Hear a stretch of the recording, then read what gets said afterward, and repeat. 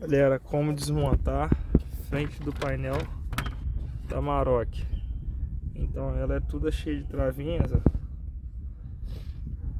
Então aconselhado para vocês usarem uma espátula e vir devagar, com cuidado, beleza? Ó, tem 1, 2, 3, só que ela também é presa em volta aqui, ó. Tem outra aqui, ó, 4, 5. Tirar com cuidado, sempre movimento para cima, devagarzinho, nas laterais, sem forçar muito. Aqui tem a trava lateral também, ó. Beleza? Você retirando ela, você já tem acesso ao multimídia. 1, 2, 4 parafusinhos. Tá aí o videozinho. Maroc 2019.